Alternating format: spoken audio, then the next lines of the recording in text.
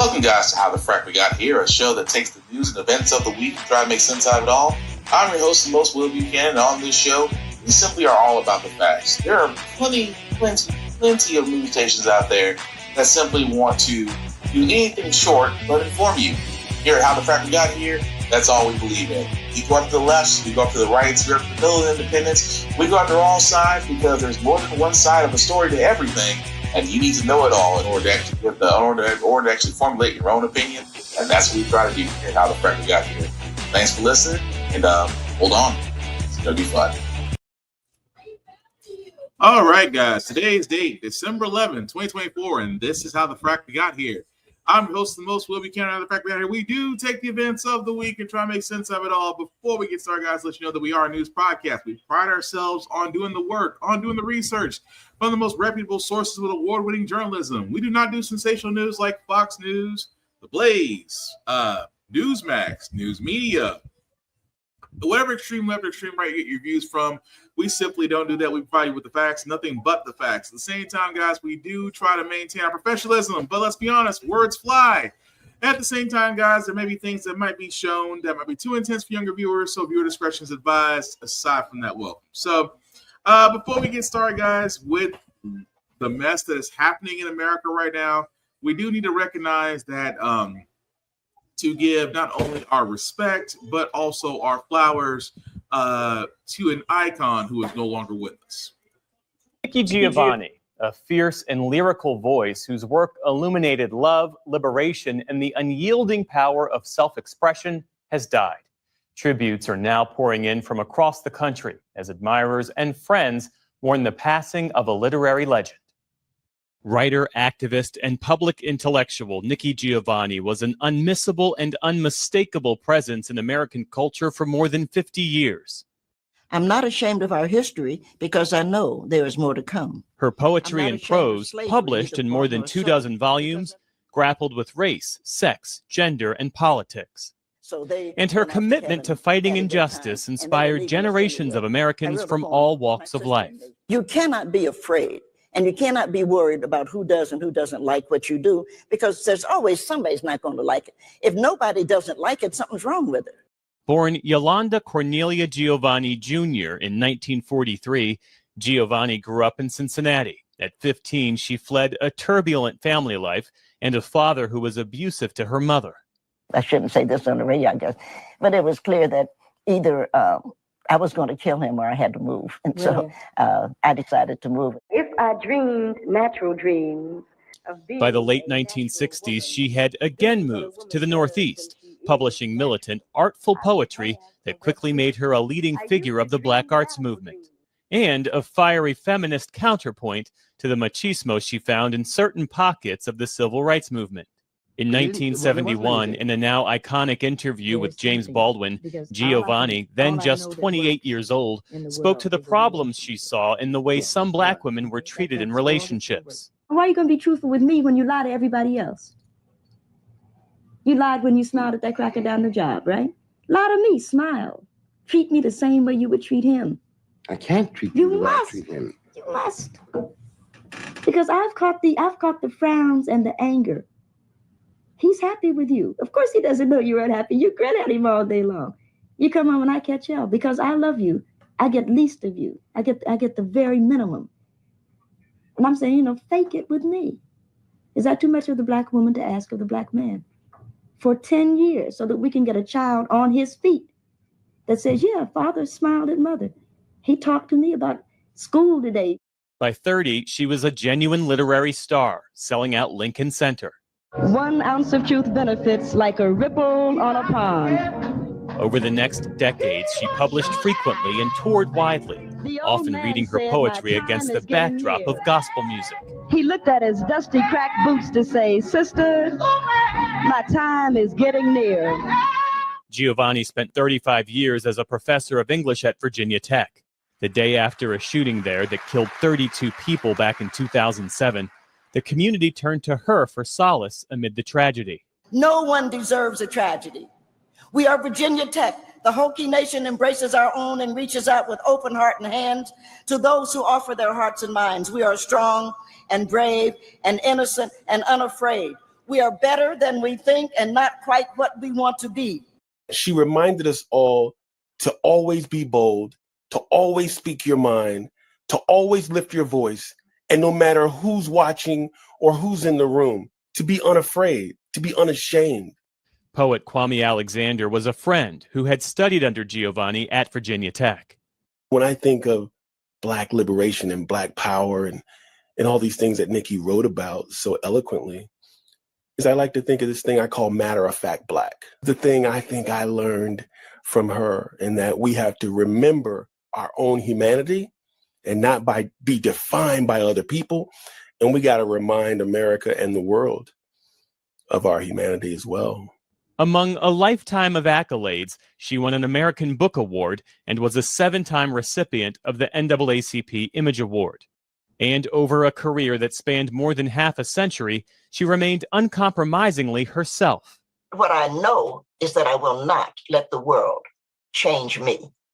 I think that whatever it is that I have to give, I have some truths to give. I have, there's some laughter. I'm a Black woman, and Black women, despite all of it, we still find a way to laugh. Giovanni is said to have continued working until her final days. Her final book of poetry, titled The Last Book, is set to be released next year. Nikki Giovanni. Yep, that is a woman that has a life well lived. To Miss Giovanni, definitely rest in peace, rest in power, because the impact that you have will definitely be remembered. Because when you, for all those that don't know her story, I highly recommend that you take a chance to look at her, because her story, her words, especially her conversation with James Baldwin, because again, that was legendary in itself. But again, want to give our respect, our flowers, our thoughts, and our love, because again, 2024 sucks as far as just deaths in general. But speaking of deaths, guys, well, I guess we can conclude that the claims adjuster has been found, identified, and charged. Overnight, Manhattan prosecutors filing a murder charge against Luigi Mangione for last week's shooting of United Healthcare CEO Brian Thompson, gunned down in the streets of Midtown Manhattan as he was visiting for a conference. Police launching a multi-state manhunt. A senior law enforcement official confirming to NBC News that a handwritten note saying in part, "These parasites had it coming," was recovered. The 26-year-old suspect was captured Monday, recognized by an employee at a McDonald's in Altoona, Pennsylvania, 5 days after the murder and 280 miles away. Police say Mangione's identity was not on their radar until the sighting. We did not have his name prior to today. Officer Tyler Fry, just 6 months on the job, responded with his partner. He was wearing a blue medical mask. As soon as we pulled that down, or we asked him to pull it down, me, my partner and I recognized him immediately. The arresting officers asking him if he had been in New York City recently. He became visibly nervous, kind of shaking at that question. According to the complaint, Mangione initially gave police a fake New Jersey driver's license, the same one police say was used to book a room at a Manhattan hostel. The charging documents also revealing when officers searched his backpack, they found a black 3D printed pistol and silencer. Mangione was born and raised in Maryland, his last known address in Hawaii. The high school valedictorian later graduated from the Ivy League school UPenn in 2020 with a master's degree in computer science. The Mangione family reacting to the news, writing they're shocked and devastated by Luigi's arrest and extending their prayers to the Thompson family. The case sparking global interest and some online backlash against the insurance industry. Pennsylvania Governor Josh Shapiro speaking out overnight. I understand people have real frustration with our healthcare system. This killer is being hailed as a hero. Hear me on this. He is no hero. The real hero in this story is the person who called 911. United Health Group, the parent company to United Healthcare, released a statement overnight saying that they hope this arrest provides at least some relief for family and friends. We also know that he will be in court again for his next scheduled court appearance on December 23rd. All right, Stephanie. So yes, Luigi, a name that at first Nintendo had to hurry up and say it's got nothing to do with us. But yes, Luigi Mangione was the guy who was identified as the shooter for the former CEO.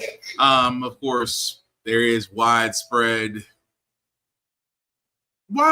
debate, if you will, over sympathy. And we've even said it here on this show that, for a billionaire, it's hard to find sympathy for those that are well off, especially in the case of the former CEO, because for anybody that doesn't know, he did bring in $8 billion in profit for United Healthcare Group over the last 6 years.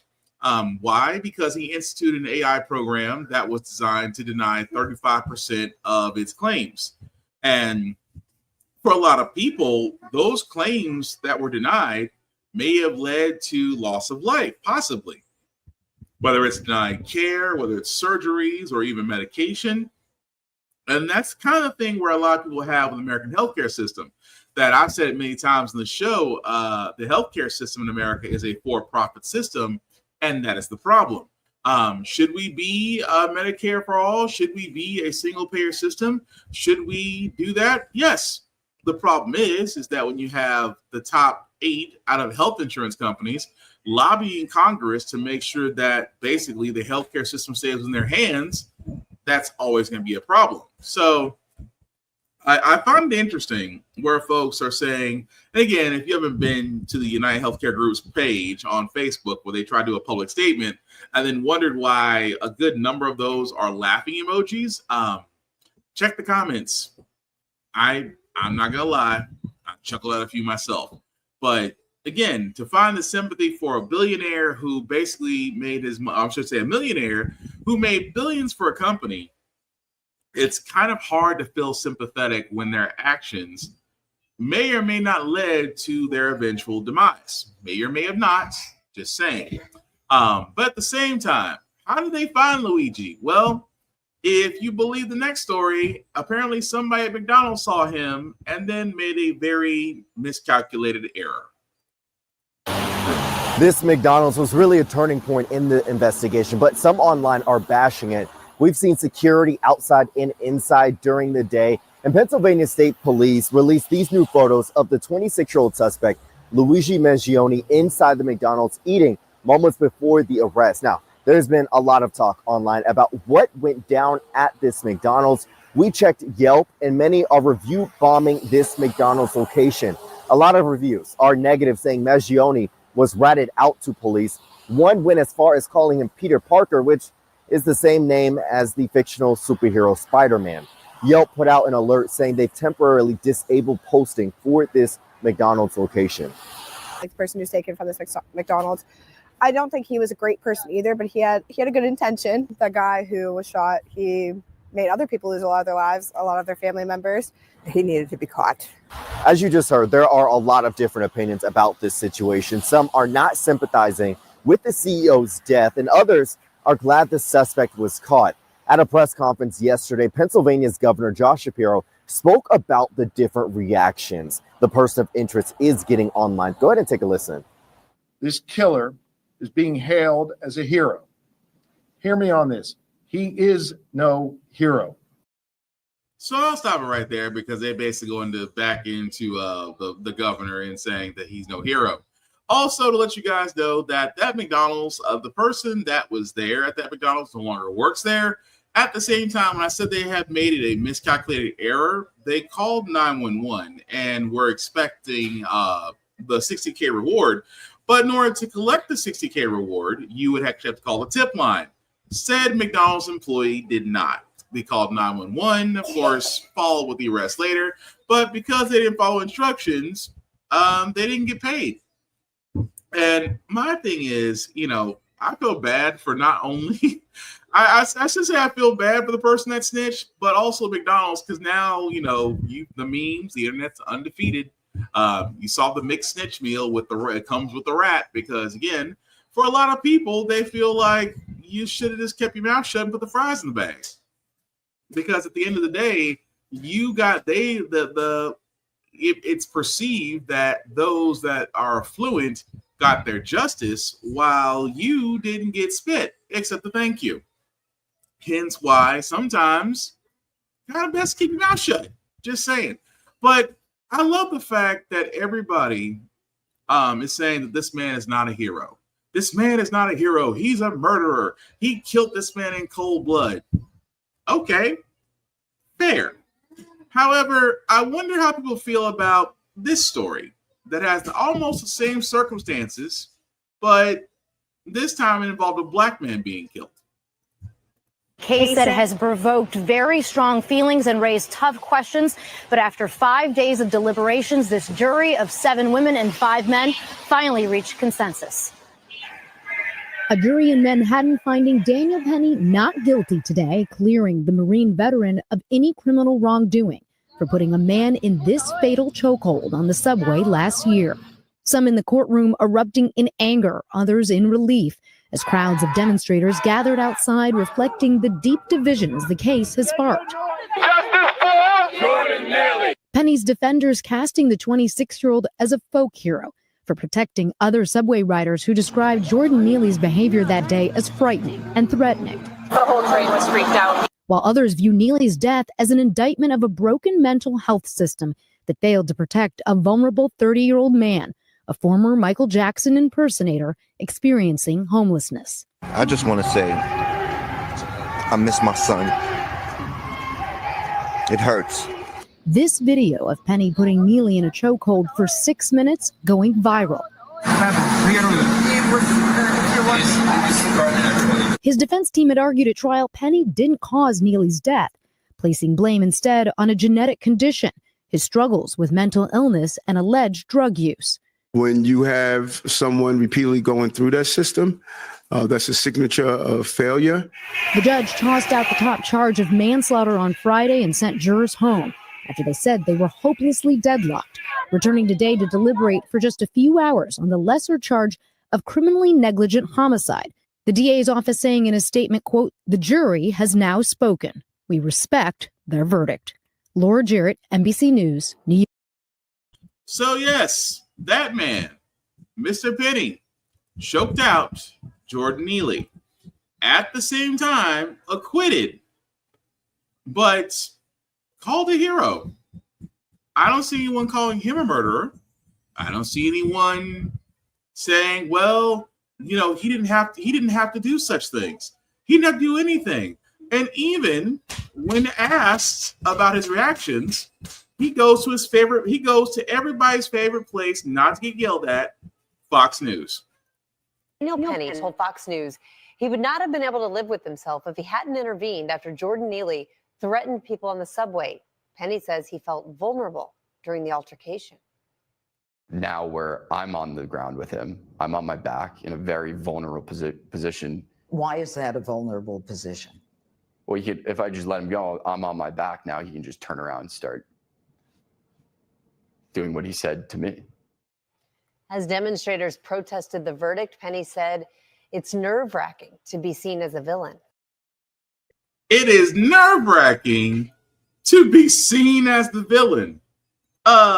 Sir.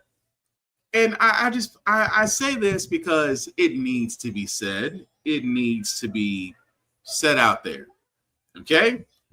Luigi. I can't say Luigi because I'll have forever Mario Brothers stuck in my head. The claims adjuster was the nickname that was given to him by the internet. Sure. He 86 to billionaire. Okay. It's cold-blooded, yes. But at the same time, how many people, and I'm just gonna flat out say it. How many people are really gonna cry over the loss of a millionaire who made his millions off denying people care? It's hard, difficult, and I can see that argument. But the claim adjuster was also called a hero. But a majority of people saying, no, it's murder. Murder is murder. Murder is murder. Enter Daniel Penny. Daniel Penny, a former Marine who decided to take it upon himself to restrain and chokehold a homeless person who had no weapon, who had no weapon, who had nothing on him to really threaten people outside of the fact that he was just threatening people. You took it upon yourself to put this man in a chokehold, and you didn't release. But yet you, after the verdict, post-verdict, when you got acquitted of all charges, you go right into Fox News and you sit there and say, well, if I didn't let him go, then, I'm vulnerable because I'm on my back. And, he could have done the things he said he would do to me. The level of BS with that, because from the video, if you let him go, his back is still front facing, is still to you.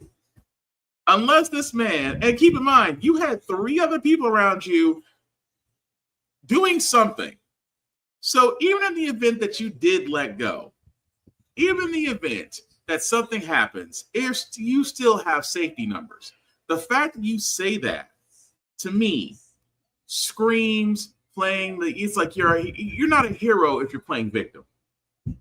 But everybody wants to say, oh, he's a hero. Oh, he's a hero. Oh, he's this. Yet, claims adjuster, oh, he's a murderer. They should throw the book at him. He killed that man in cold blood. Both actions were murder. But yet, because he choked out a homeless black man, and the story that was pushed upon him was, oh, he was homeless, he had mental issues, possible drug abuse. What's one more loss of a black man's life as long as the white man looks heroic, right? The only difference is that one victim was white, the other victim was black. And when the other victim is black, we've seen historically, when the victim is black, the person accused gets a pass. And you can dress that up any way you like, but Daniel got a pass. And even more so, he's going to get the Kyle Rittenhouse treatment. Because you know why? Fox News has the greatest example, and I got to give credit to The Daily Show because they put this together, and it's freaking perfect. Let's get loud for Kyle Rittenhouse. Murder, assassination, vigilantism. It's wrong, it's evil, it's despicable. There's no hero. Cheering for the murder of an unarmed man is beyond sick. For anyone that sympathizes and empathizes with a murderer, that is completely upside down in our American society. There are people that need to reevaluate their inner soul and their moral compass. Yeah. There is nothing acceptable to me about that. Wackos are treating suspected killer as a folk hero. Actual praise for the murder itself. To sympathize with them, it's just disgusting. You know, they have a Bonnie and Clyde syndrome in the DSM-IV in psychiatric treatment, and that's when some people are enamored by criminals. You don't have the right to go out and kill somebody and take, vigilante justice into your hands. So I think it's really disturbing to people across the country as they tune in and hear, people excited and saying there's joy from this. I think it's really concerning. Kyle.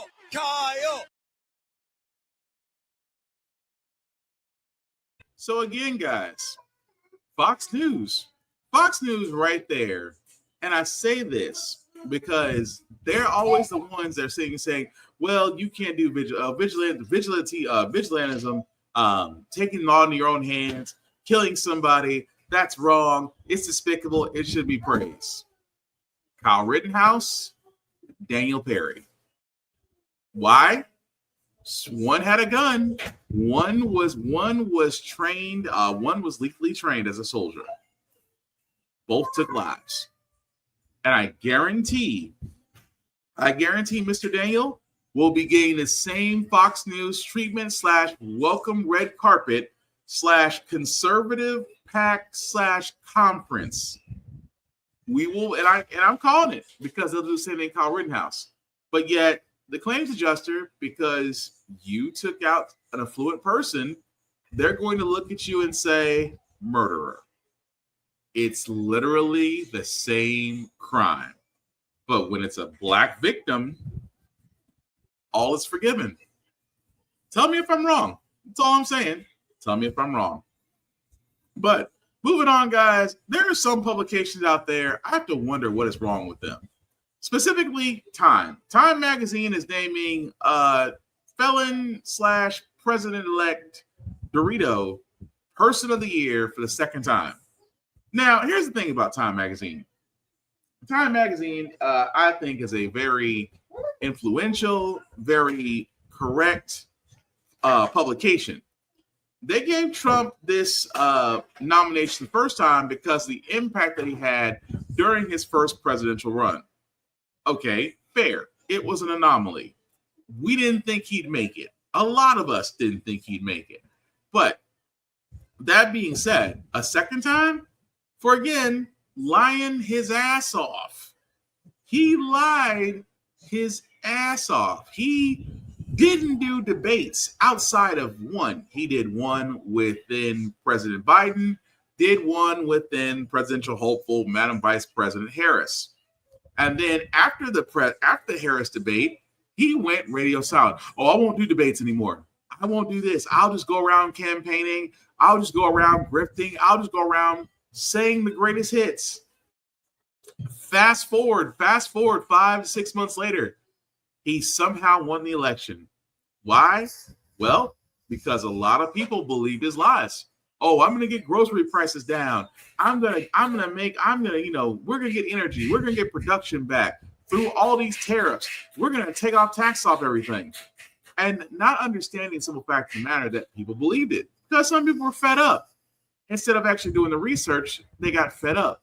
But now that it's all said and done, now that the clown parade is in full effect, the death panel has been selected, Mr. Trump decided, I'm going to go to meet the press, which I thought he would go back to his safe spot at Fox News. But he decided to sit down with an interview with Meet the Press. And I just want to take a little bit of snippets. It's almost a 47-minute interview. But I wanted to point this out because it needs to be said about three things. Number one, he talked about the tariffs. You shouldn't, and for all those that think that, he's going to say the same thing, wait. One of your signature promises on the campaign trail, which was to end inflation, to lower prices. You are now proposing tariffs against the United States' three biggest trading partners. Economists of all stripes say that ultimately consumers pay the price of tariffs. I don't believe Can you guarantee American families won't pay more? I can't guarantee anything. I can't guarantee tomorrow. But I can say that if you look at just pre-COVID, we had the greatest economy in the history of our country. And I had a lot of tariffs on a lot of different countries, but in particular China. We took in hundreds of billions of dollars, and we had no inflation. In fact, when I handed it over, they didn't have inflation for a year and a half. They went almost 2 years just based on what I had created. And then they created inflation with energy and with spending too much. So I think I'm a big believer in tariffs. I think tariffs are the most beautiful word. I think they're beautiful. It's going to make us rich. We're subsidizing Canada to the tune of over $100 billion a year. We're subsidizing Mexico for almost $300 billion. We shouldn't be subsidizing. Why are we subsidizing these countries? If we're going to subsidize them, let them become a state. We're subsidizing Mexico, and we're subsidizing Canada, and we're subsidizing many countries all over the world. And all I want to do is I want to have a level, fast, but fair playing field. Sir, your Okay, let's just stop right there because, my God, my head's going to hurt.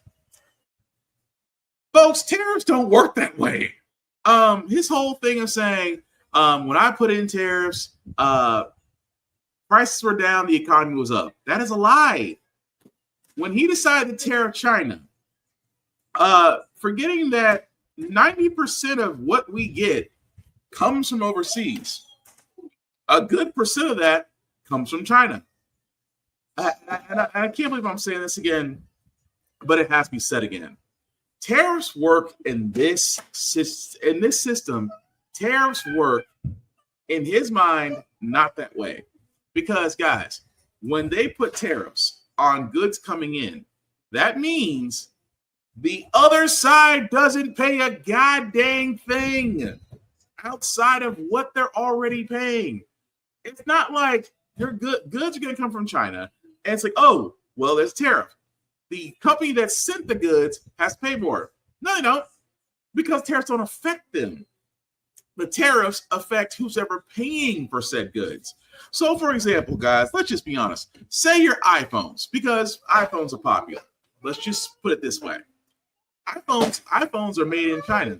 So say certain retailers who purchase these iPhones, now, if Trump has it his way, will pay higher, because now they have to pay the tariffs on goods in order to sell them here in America.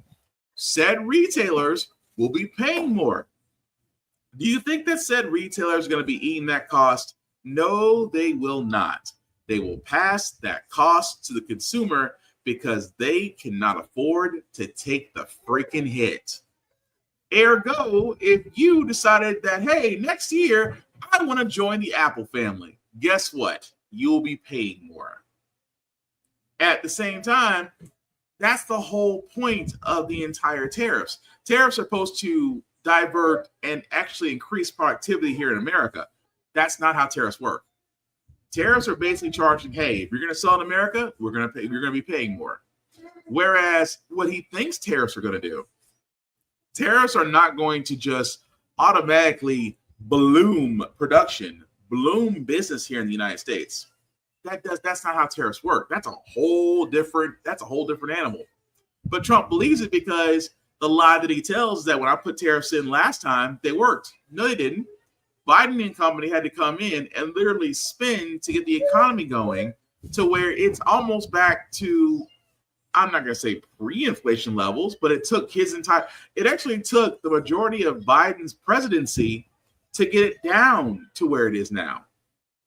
And that's after 4 years of letting Trump run wild. So now, because he's getting a second shot at this, he wants to think that he wants to do it again. Mark my words, FA and FO, you will be paying more across the board. Why? Because the entire, 98% of the economy field of experts have all said the same thing. Trump's plan will not save, it will make you spend more. Because the only people that are going to be winning out of Trump's camp are those of the affluent. That's just being honest. Even more so, his other promise on mass deportation. You know what he sat there and said? I want to deport all illegal immigrants from the country. And again, he was asked. Here illegally over the next 4 years. Well, I think you have to do it. And it's a very tough thing to do. But you have to have, you have rules, regulations, laws. They came in illegally. The people that have been treated very unfairly are the people that have been online for 10 years to come into the country. And we're going to make it very easy for people to come in terms of they have to pass the test. They have to be able to tell you what the Statue of Liberty is. They have to tell you a little bit about our country. They have to love our country. They can't come out of prisons. We don't want people that are in for murder. So we had 11,000 and 13,000 different estimates, 13,099 murderers released into our country over the last 3 years. They're walking down the streets. They're walking next to you and your family, and they're very dangerous. The 13,000 figure, I think, goes back about 40 years. No, it doesn't. No, That it's within the 3-year 13,000 period. figure. It's during the Biden term. No, that was a fiction that they put that out. This was done by the Border Patrol. It's 13,099, and it's during the Biden period of time. And these are murderers, many of whom murdered more than one person. You don't want those people in this country. So again, this is the part where I literally want to faceplant, because I'm just like, fact check him. The thing that was done to him in the debates, fact check him. Because the number he gave, the journalist is right. That was over 40 years ago. That number was estimated nearly 40 years ago. And of course, I don't believe you. I don't believe you. That was from the Border Patrol. Sir, that's public knowledge. You're going to sit there and deny something that's public knowledge? And then he goes into the stick. Oh, well, we don't want to get rid of everybody, but just the ones, who passed the test. The civics test that you give for naturalized citizens, the thing that they actually already do now. So I just how can a person with brain cells look at this man and say, I voted for him? Because he is, I mean, he's an old nationalist / racist who now realizes, oh crap, we can't get rid of all illegal immigrants. There goes the workforce. Farmers will find, I always say it best, if you want to look at what happens when you go after immigration, look no further than Florida. Governor Ron DeSantis talked about, well, if you're going to hire illegal immigrants, we're going to fine you $10,000 per person, and then we're going to deport them. How many of those folks left Florida? How many construction and farm and vineyards took a massive hit because that's the workforce? And trust me, it's not just the southern states; it's all across the board. If you decide to tackle immigration this way, your workforce takes a hit because for all those jobs that are going to be open, who do you think is going to do them? Not black people. I hate to break it to you. And at the same time, I don't expect too many other groups will be willing to do the jobs that these people do. Not at that pay anyway. But he talks about, he talks about DACA and Dreamers like we want to keep them here. Sir, it's amazing that when you know that you're going to be president in less than a month, which is not too far off from now, in a few weeks you're going to be president. And it's amazing how now, oh, his turn, he went from hellfire and brimstone on giving all immigrants to like, we might need to keep some. We might need to keep a couple. We might need to, sort out the ones we need to keep. Get rid of the murderers, the rapists, because that's his shtick. It's like every good con man. It's like a preacher in a pulpit. You stick with what gets your flock going. You stick to what makes your flock give you money. Trump has realized that art very well. He's been doing it for a very long freaking time. So, of course, him going on immigration, I knew he was going to soften on that because, again, it's a workforce that his buddies who have bought into his craziness cannot afford to lose. And finally, here's the other crazy part that I'm not surprised about, but when it comes to those that are serving time because of their terrorist actions on January 6th, he said this. Very quickly. Within your first 100 days, first day? First day. First day. Yeah, I'm looking for issue these pardons. These people have been there. How long is it? 3 or 4 years. Okay. By the way, they've been in there for years, and they're in a filthy, disgusting place that shouldn't even be allowed to be open. So again, he's talking about the people that are serving time for their actions on the January 6th terrorist action. He wants to go back and he wants to pardon all of those individuals that are doing jail time. That's what he wants to do. The same crowd that he riled up and said, we're going to go take back our country.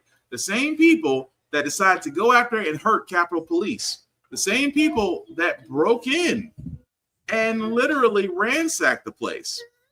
And now he wants to go back and say, you guys have been misjudged. You guys have not been treated fairly. Here's a presidential pardon. Be on your way. All the wrong reasons as to why this man should not be president. Even more so, where again, this is the part where I have to point this out.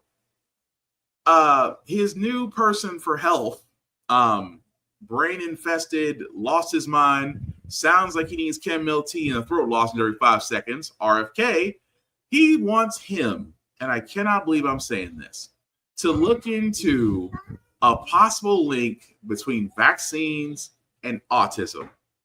I wish I could make this up. A junior, he has obviously talked about his skepticism of vaccines. He's expressed opposition to childhood vaccines. Do you want to see childhood vaccines eliminated? If they're dangerous for the children. Look. So possibly? When you look at some of the problems, when you look at what's going on with disease and sickness in our country, something's wrong. Are you talking about autism? Well, if you take a look at autism, you go back 25 years, autism was almost non-existent. It was, 1 out of 100,000. And now it's close to 1 out of 100. Well, I mean, what's happening? If they can find it. Now, I did something the other night that was a little unusual. at Mar-a-Lago, I called the drug companies, the top drug companies, and I called RFK Jr. and Dr. Oz and some of his people. And I said, let's all get together and let's figure out where we're going, because we're going to do a lot of things. Number one, we're going to reduce prices because the middleman makes more money than the drug companies, in all fairness to the drug companies. There's a middleman that nobody even knows who they are. And you look at our drug prices, they're much higher than the prices for the same medicine, for the same stuff. So we met, and we met for a long time. And we talked about pricing, and we talked about vaccines, in terms of what happens. We talked about pesticides. We talked about everything. And I think a lot of good things are going to come from him. And he's not going to upset any system. He's not going to upset this. He's not looking to, to reinvent the wheel totally. But when you look at the numbers, we really don't have a very healthy country. Well, sir, going back 25 years, studies show that there is no link between vaccines and autism. And yet it sounds like you are open to the possibility of him looking I'm at open to getting rid of anything. them. I think somebody has to find out. If you go back 25 years ago, you had very little autism. Now you have it.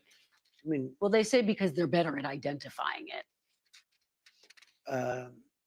1 in 100,000, and now it's 1 in 100. That's a pretty bad number. Childhood vaccines. I mean, something is going on. I don't know if it's vaccines. Maybe it's chlorine in the water, right? People are looking at a lot of different things. Childhood vaccines. I want them to look at everything. Everything. So childhood vaccines have prevented about 4 million deaths around the world every year. I think that's great. I'm all for it. I think it's great. Hey, look, I'm not against vaccines. The polio vaccine is the greatest thing. If somebody told me get rid of the polio vaccine, they're going to have to work real hard to convince me. I think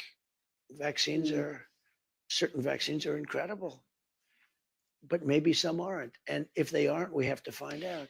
But when you talk about autism, because it was brought up, and you look at the amount we have today versus 20 or 25 years ago, it's pretty scary. Well, again, scientists say that's because they've gotten better at identifying it, and there's no link in but studies. The drug companies are going to be working with RFK Jr. and he's been an interesting guy to me. I've watched him for 25 years, and he's been an interesting guy. So here's the crazy. Here's what makes me want to, honestly makes me want to drink after listening to that mess. But no, I stress this very heavily. From the scientific field, there is no correlation between vaccines leading to autism in children. It is a conservative, crazy, tinfoil conspiracy narrative that just won't die. And the medical field has proven this time and time again. There is no link between autism, between vaccines and autism. Vaccines do not give autism because, again, we've actually had people who are trained in research and in the medical arts. And again, we have to trust them because, well, that's their profession. We should know what they're doing. Trust the science. The thing that's right and has facts, whether you believe it or not, that part. But this is why, outside of Trump just not qualified for office, the people that he's picking are not qualified for these positions, because you heard his literal verbal diarrhea. He's like, well, we're going to look into why is autism such a thing now? Why is it? Because, again, this is why I wish that journalist, she tried. Don't get me wrong. She tried. But there is a reason why a lot of people are losing their faith in mainstream media, because if you have the facts, you can back up what you say, hold these people accountable. It's not that freaking hard, because the one thing that Trump and his company hate, they hate being called on their BS. They hate being called when you can present facts and sit there and say, no, this is what it is. Autism is still a relatively new field. At the same time, there have been great strides in researching and learning about autism behaviors, how to manage or cope, and things of that nature. That field is still growing because more research and more people are becoming dedicated to it. It's not like somewhere along the line 50 years ago, autism just sprung up like a disease. It's the same way with ADHD or neurological or behavioral disorders or restless leg syndrome. These things just didn't pop out of nowhere. Felon Trump. They were things that couldn't be diagnosed or misdiagnosed or simply put, just chalked up to, well, nervous behavior. It wasn't until research was applied to where these things to have a name, to have a condition, and to have treatment. It takes research. At the same time, I don't trust a guy like RFK Jr. to literally be the Secretary of Human Health, of Human Health Services. I'm sorry, I don't trust this man who's had brain leeches, who can't even speak without needing a microphone or a megaphone. I don't trust a man who has conspiracy theories on health and things that could impact the American people, who has no experience except being a politician. I'm sorry, there's just something about that should scream alarms as far as allowing this man to basically put in health policies for the American public. But again, this is why I say with Trump, guys, this is exactly why I say this is the FA part. The FO part will come once this guy is elected. And that alone is a problem. And I do mean a effing problem. But last bit of news, guys, that I have, which I respect the Manhattan DEA for. The Manhattan District Attorney and State Attorney General want to keep his criminal and civil cases in New York not dismissed. As you guys have noticed, we covered this in the previous podcast. A lot of these cases, specifically Special Counsel Jack Smith, wants to dismiss his case with prejudice because America is the only country to where if you are the president, you can remain untouched.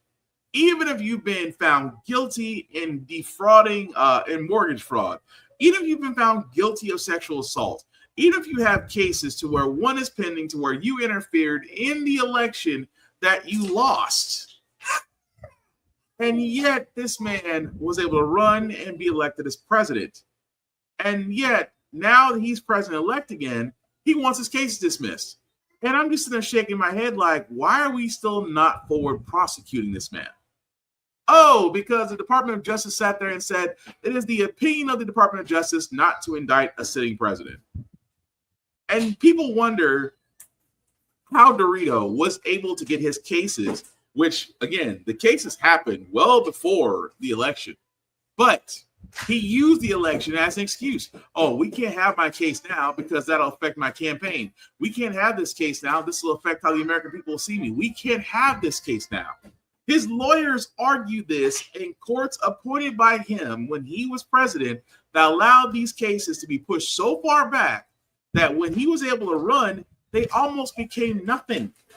So how is it a predator, a con man, a fraudster, a felon who still should be, election's over. Why his cases are still not running? Oh, well, we can't indict a sitting president. He's not president yet. Make it make sense. Because the simple fact of the matter is, if you wait until he's president, then comes the BS of the excuse. We can't indict a sitting president. He's not president yet. The American people should really be asking those in the justice system, because Democrats, you got 3 weeks. You got 3 weeks to do something. And I'm sorry, Biden pardoning his son, that's I'm small potatoes. What are Democrats doing now outside of prepping to go home for the holidays? Are you trying to push through more Supreme Court justice picks? Give it to Biden. Biden secretly pushed through multiple judge confirmations. Almost every one of them black women. That's cool. But what more are you doing, Biden? Are you trying to codify abortion rights for women? Are you trying to push through protection statuses for undocumented immigrants? Are you trying to, do something on the lines of police reform to get that pushed through? Are you trying to push through I don't know, increasing the federal minimum wage to above maybe $20 instead of the $7.25 it's been sitting at since 2009. I asked Democrats all this. I asked Democrats, what are you guys doing outside of prepping to go home for the holidays? And then you people wonder, it's like the only time, and I say this all the time, although I'm not Democrat and I'm not Republican, but Democrats, how is it that Republicans had the same amount of time you did, brought a Supreme Court justice picks through, got their tax bill passed, and a handful of court appointees they did this in the same amount of time that you guys now have before they take over the House, before they take over the Senate, before they take over the presidency come next year. What are Democrats doing?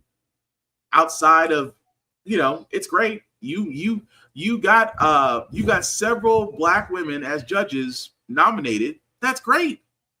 But number one, why aren't y'all pushing for Trump's cases to see the light? And number two, this one that ticks me off. Why are you not releasing the report on Matt Gaetz? Keep in mind, we talked about this, guys, last week where Matt Gaetz, the ethics committee was actually doing a report on Matt Gaetz where he may have allegedly been at parties with drugs, alcohol, and possibly underage girls. Now, the Democrats were supposed to push this vote to basically get this release.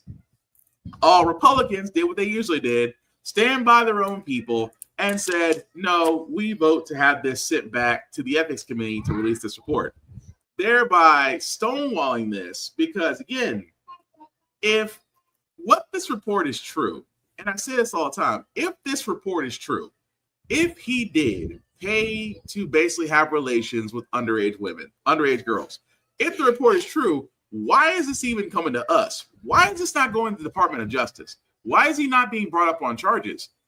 This sounds like a Law and Order SVU episode that's just waiting to happen. And yet, Democrats, what are you guys doing? Oh, well, we forced the votes.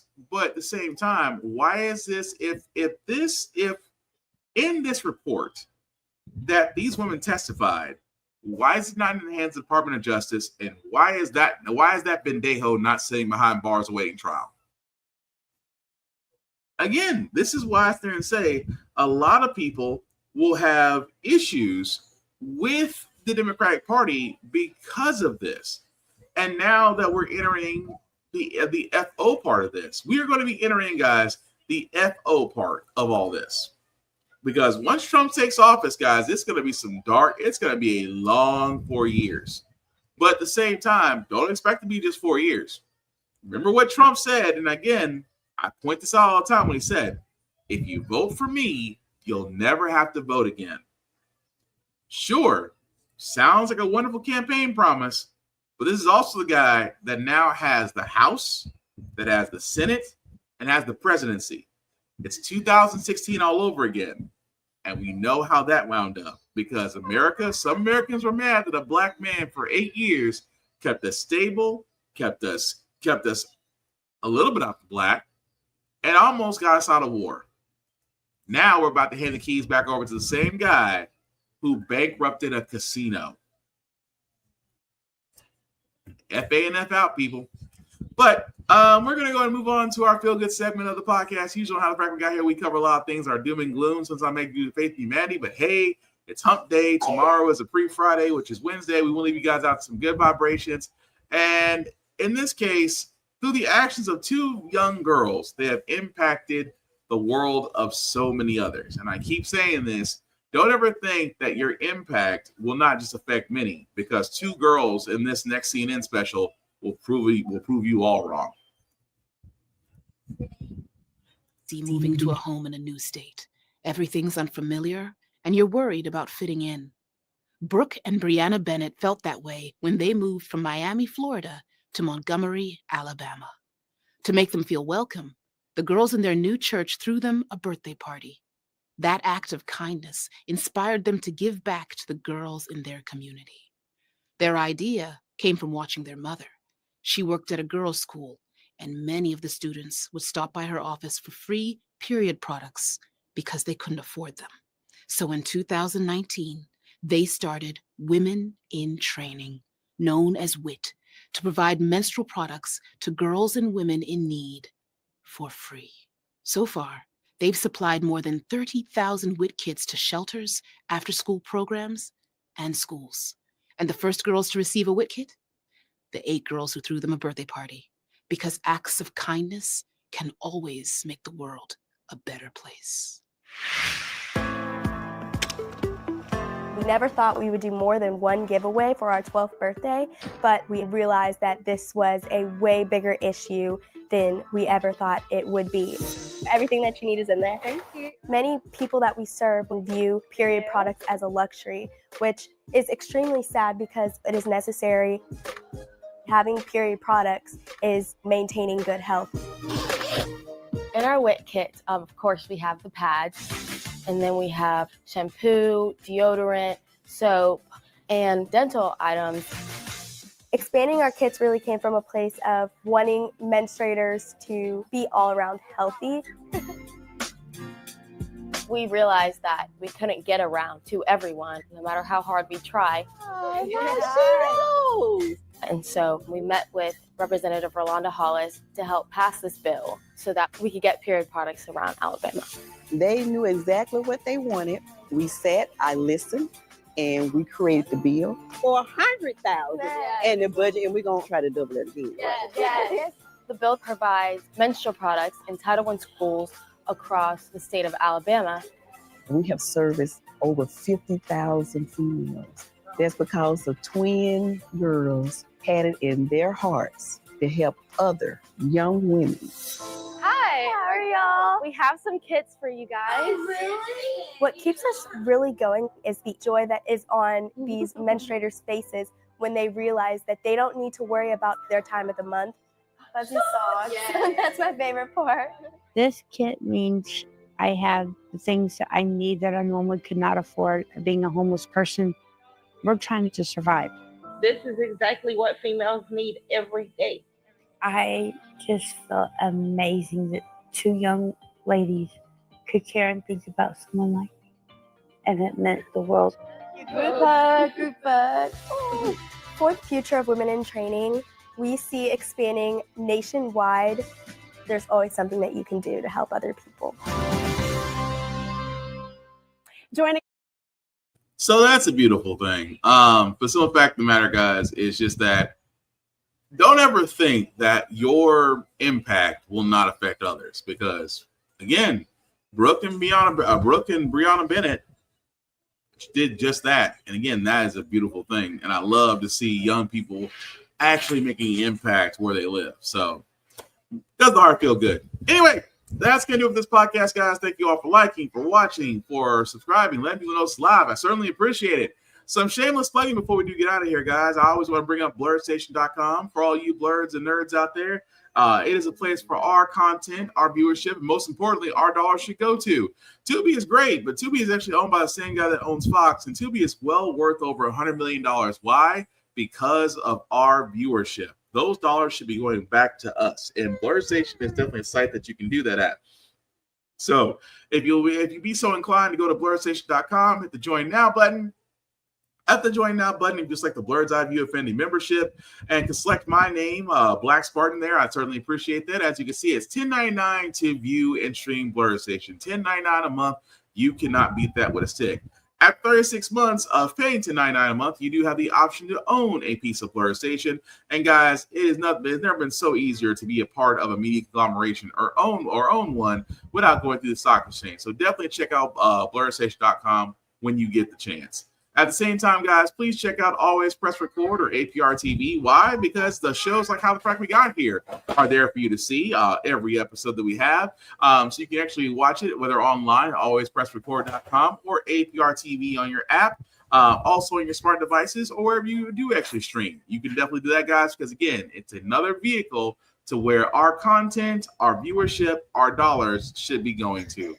And finally, guys, runforoffice.org. I keep saying this all the time. You want to know how these Moms for Liberties, how these extremely religious nuts folks have gotten these offices? This is how they did it from the ground up. So If you do believe that you are ready for public service, whether it's locally or a state or at the federal level, Run for Office can definitely help you do that. Simply put, to go there, go by your address. It'll take you through the process of how to get on the board and, more importantly, how to actually get elected.